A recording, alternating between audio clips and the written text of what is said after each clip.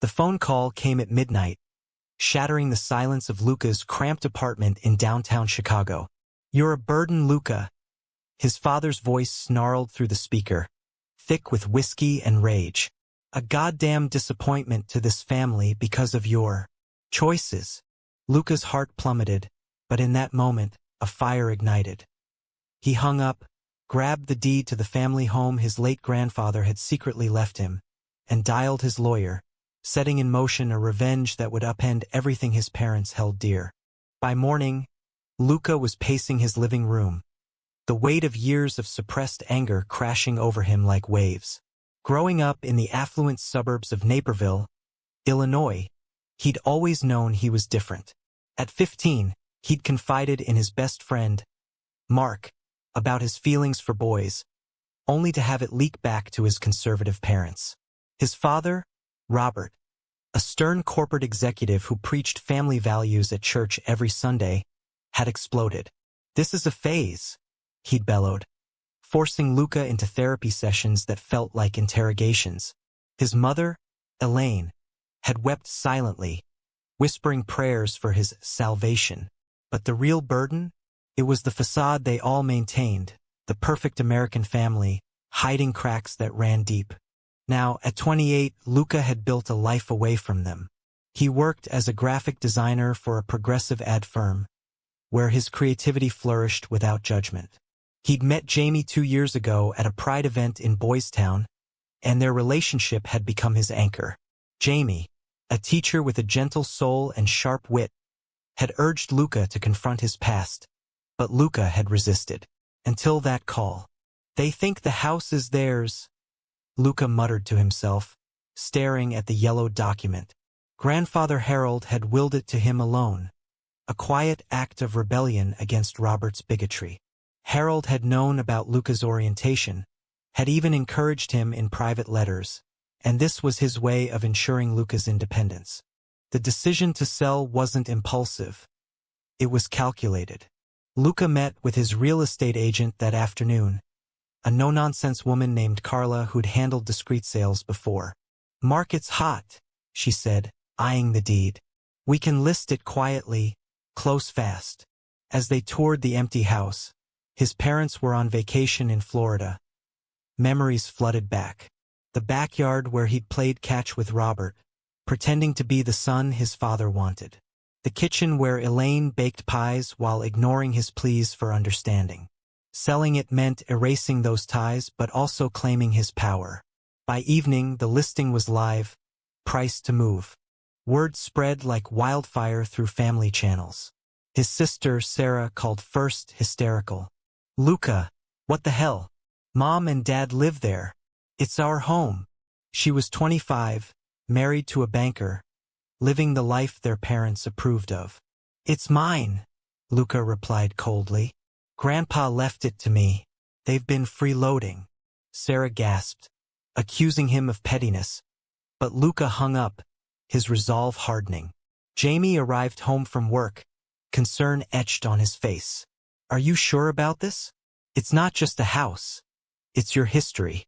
Luca pulled him close, the warmth of Jamie's embrace a stark contrast to the chill of his family's rejection. "My history with them ends here. With you, it begins." As offers poured in, the tension escalated. Robert left voicemails laced with threats. "You'll regret this, boy. We're contesting the will." But the lawyer assured Luca it was ironclad. Elaine showed up at his door unannounced, eyes red from crying. "Please, Luca. We're family. This will destroy us." Her words stung. Hadn't they destroyed him first? He remembered the night he came out officially at 18. How Robert had thrown him out, forcing him to crash on friends' couches until he scraped together rent for a dingy studio. Elaine had stood by, silent. "You chose Dad's hate over me," Luca said, voice steady. "Now face the consequences." The first open house drew crowds, and Luca watched from afar as strangers critiqued the home he'd once loved.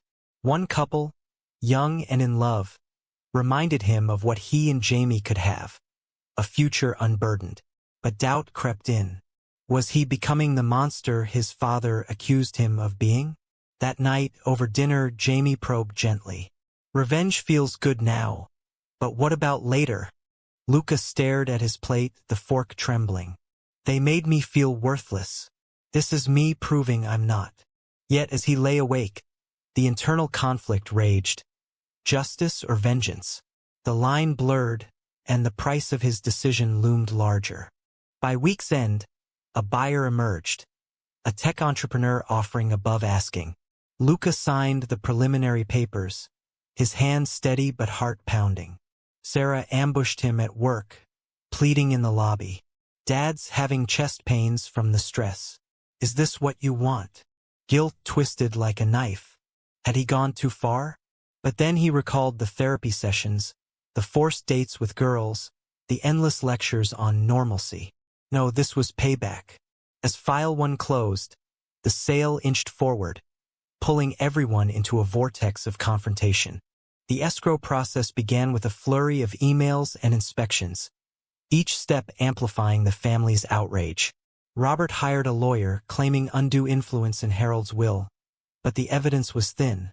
Harold's letters to Luca, sealed and notarized, painted a clear picture of intent. Your grandfather saw the real you, the lawyer told Luca over coffee. He wanted you protected. Luca nodded, but the words stirred a mix of gratitude and sorrow. Why hadn't Harold fought harder while alive? The old man had been complicit in the family's charade, attending church with Robert, never openly challenging the bigotry. Meanwhile, Jamie's support wavered under the strain. Your family's blowing up my phone now, he confessed one evening, showing messages from Sarah accusing him of corrupting Luca. Jamie, orphaned young and raised by accepting aunts, couldn't fathom such hatred. This is tearing you apart, Luca. Maybe talk to them? But Luca shook his head, pulling away. The decision to sell had become a shield, protecting his vulnerability. At work, colleagues noticed his distraction. Deadlines slipped, designs lacked their usual spark. His boss, a supportive ally, pulled him aside. Take time if you need it. Family drama's hell. Luca forced a smile, but inside, the pressure built. A family meeting was inevitable. Robert demanded it via a curt text. Neutral ground, or we sue. They met at a diner in Naperville, the booth tense with unspoken accusations. Elaine fidgeted with her napkin. Robert's face flushed. Sarah sat beside them, glaring. This is low even for you, Robert started. Selling our home because you're upset. Luca leaned forward. Upset? You called me a burden last week. Disowned me years ago. Elaine interjected, tears flowing. We love you, Luca. We just don't agree with your lifestyle. The word lifestyle ignited him. It's who I am, Mom. Not a choice. The argument escalated. Robert defending his traditional values. Sarah blaming Luca for fracturing the family. Jamie waited outside, his presence a silent reminder of what Luca fought for. Leaving the diner, Luca felt hollow. Had he expected reconciliation? No, but the raw pain in their eyes mirrored his own. That night, he and Jamie argued for the first time. You're letting this consume you, Jamie said. What about us? Luca snapped back. This is for us to break free. But as Jamie stormed out for a walk, Luca questioned his motives. Was the sale a liberation or a destructive impulse? The next day, the buyer's inspection revealed minor issues. Nothing major, but enough to delay. Carla pushed for concessions, but Luca held firm, his stubbornness a mask for inner turmoil. Social ripples spread. Old friends from high school messaged, some supportive, others judgmental. Heard about the house, harsh man, one wrote. At a community event for LGBTQ+ rights, Luca shared his story anonymously, the crowd's empathy bolstering him. But back home, isolation crept in. Elaine called daily, alternating pleas and guilt trips. Your father regrets his words. Give him time. Time? Luca had given them years. Robert's regret felt conditional, tied to saving the house. The turning point came mid-escrow. Robert suffered a minor heart episode, blamed on stress. Sarah texted, "Hospital now. Your fault." Luca rushed to the ER, Jamie driving silently. Seeing Robert pale in the bed, machines beeping, cracked something in Luca. "Dad," he whispered. Robert's eyes opened, weak but defiant. "Happy now? No apologies, just accusation." Elaine hugged Luca tightly. "Please stop this." Torn, Luca left without committing, the moral dilemma weighing heavy. Was preserving family worth enduring their toxicity? As repairs wrapped, the closing date loomed. Jamie proposed a compromise. Delay the sale, seek therapy together. But Luca resisted, fearing weakness. Yet doubts multiplied. Friends warned of lifelong regret. In a quiet moment, Luca visited Harold's grave, seeking guidance. "Did you want this chaos, Grandpa?" The wind offered no answer, but reflection stirred. Perhaps the house was a tool for change, not destruction. By File 2's end, Luca teetered on the edge, the cost of his choices mounting. Closing day approached like a storm, the air thick with anticipation and dread. Luca reviewed the final papers at Carla's office, his signature hovering. "Once you sign, it's done," she warned. He nodded, but his mind raced back to childhood Christmases in that house, the facade of joy masking his loneliness. Selling it severed that link, but at what price? Jamie, sensing his hesitation, suggested a last visit. "Say goodbye properly." They drove to Naperville under a clear sky, the house standing sentinel. Walking through empty rooms, Luca traced fingers over walls etched with growth marks, his and Sarah's. In the master bedroom, he found a forgotten photo album. Family vacations, birthdays, all pre-coming out. Tears welled as Jamie held him. "You don't have to do this alone." But alone was how Luca felt, betrayed by those who should have loved unconditionally. The family ambushed them there. Robert, discharged and furious, with Elaine and Sarah. "Trespassing now?" Luca quipped, but tension crackled. Robert, leaning on a cane, launched in, "This house is our legacy. You're erasing it out of spite." Luca countered, "Your legacy is hate." Grandpa knew that. Revelations poured out, Harold's letters read aloud, detailing his disappointment in Robert's intolerance. Elaine gasped, "Dad wrote that?" Robert's face crumpled, the first crack in his armor. Sarah defended him. "He's from a different time." But Luca pressed, "Time doesn't excuse cruelty." The confrontation turned raw. Robert admitted the burden, call was drunken rage, but doubled down. "Society isn't ready for this." Jamie interjected calmly. "Society changes because people like Luca fight." Elaine, torn, revealed her own struggles. A gay brother shunned by their parents, mirroring the cycle. "I didn't want that for you," she sobbed. Luca's anger softened. Empathy flickered, but betrayal lingered. Why hadn't she fought for him?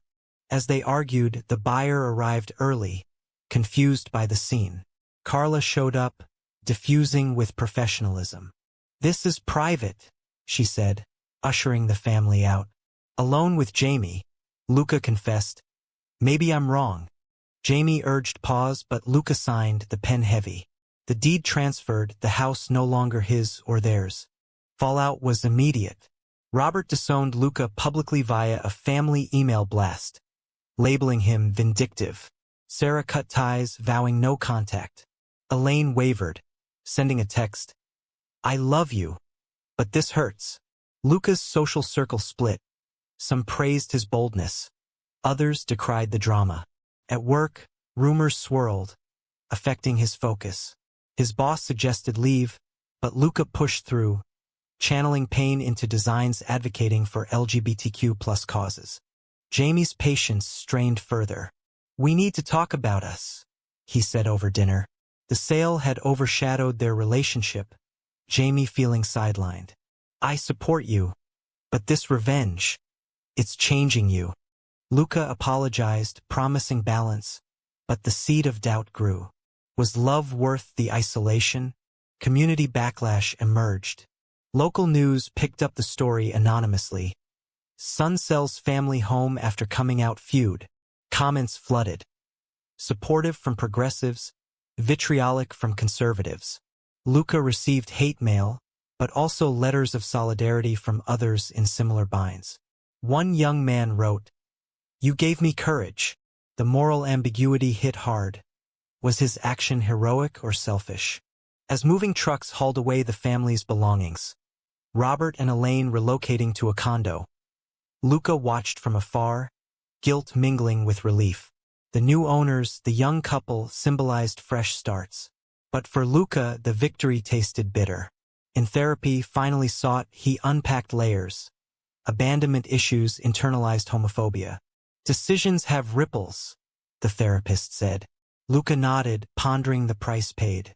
Post-sale, silence descended like a fog.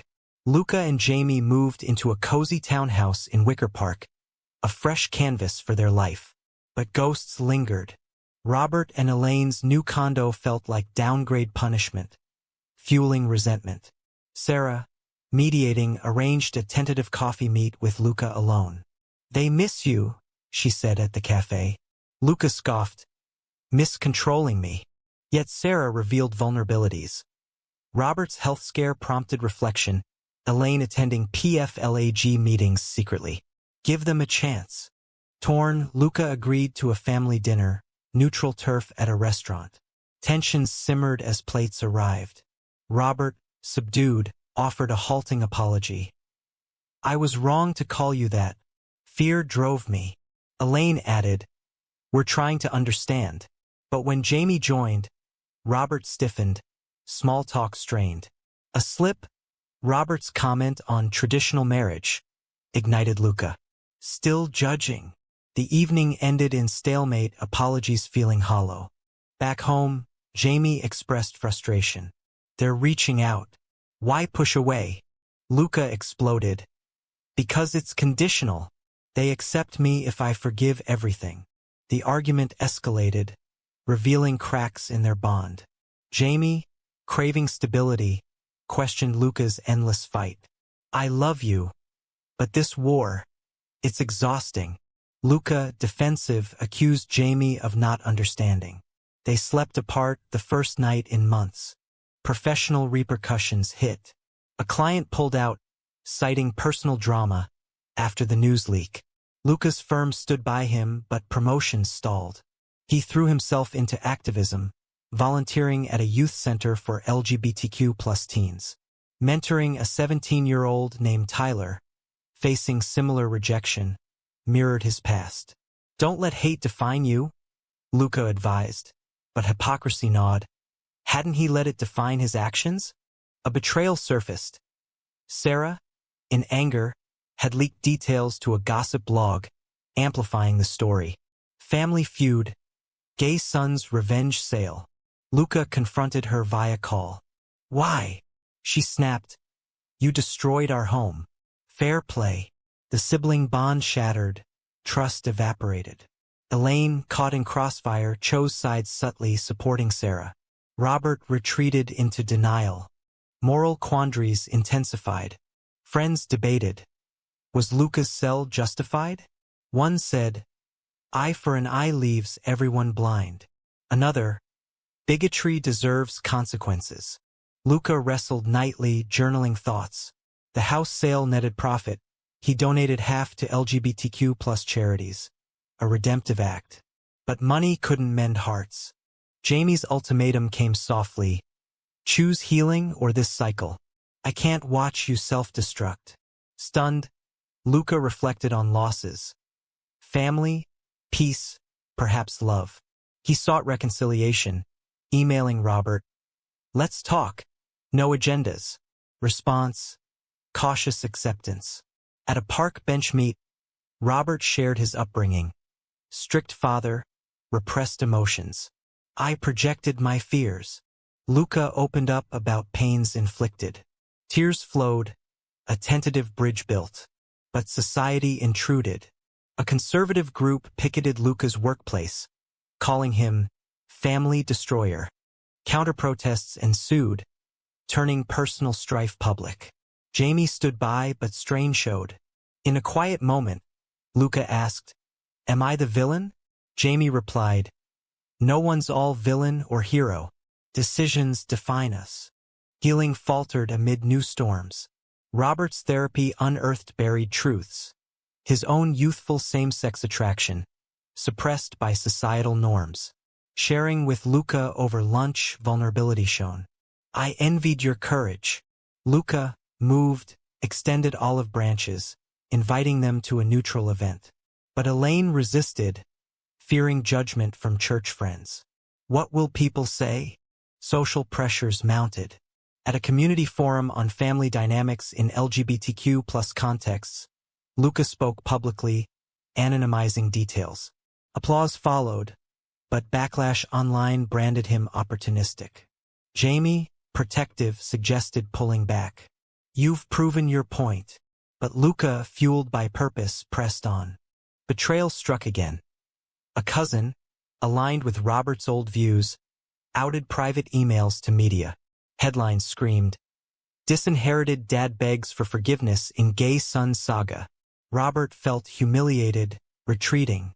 "You aired our laundry," he accused Luca. Truth. Luca hadn't, but perception poisoned progress. In the chaos, Jamie's job offered relocation to New York. Better pay, fresh start. "Come with me," he pleaded. Luca hesitated, tied to Chicago's unresolved ties. The choice loomed. Love or lingering grudges. Nights blurred in debate, sleep evasive. Sarah's pregnancy announcement complicated matters. "You're an uncle," she texted coldly. Luca yearned to connect, but barriers stood. At a family gathering, first in months, tensions flared. Robert defended Luca against a relative's slur. A shocking shift. Elaine whispered support. Yet Sarah's resentment simmered. "You took our security." Internal conflicts peaked. Luca dreamed of the house, symbols of loss haunting. Therapy sessions delved deeper. Forgiveness isn't forgetting. It's freeing yourself. He pondered the price paid, strained romance, fractured kin, public scrutiny. A pivotal decision. Luca visited the old house, now vibrant with new life. The owners, unaware of history, welcomed him briefly. Seeing joy there eased some pain. It was never about the building, he realized. Jamie's departure neared. "I won't force you," he said, packing. Luca, facing loss, chose, "I'll go." But doubts whispered, was running escape or growth? Robert's breakthrough call, "I'm proud of you, son, for being true." Words long craved, yet timed amid crisis. Elaine joined, pledging change. The move to New York marked rebirth, but echoes persisted. Luca and Jamie settled in Brooklyn, their townhouse a sanctuary. Work thrived, Luca freelanced, designs infused with personal narratives. Yet family calls brought mixed emotions. Robert's transformation deepened. He volunteered at PFLAG, advocating against conversion therapy. Elaine hosted inclusive dinners, bridging gaps. Sarah thawed post-birth, sending baby photos. Luca visited Chicago for the christening, holding his nephew, a moment of pure connection. But scars remained. At a reunion, old arguments resurfaced. Robert slipped into outdated views, Elaine mediated. Luca asserted boundaries, acceptance or distance. The family navigated, progress uneven. Jamie's role solidified.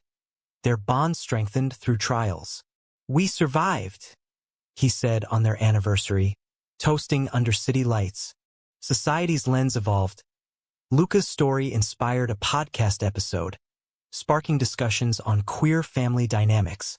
Listeners debated ethics of his sale, revenge or reclamation. Reflecting, Luca wrote a memoir outline, weighing decisions' costs. Lost trust, gained autonomy. Pain inflicted, lessons learned. Years on, equilibrium found.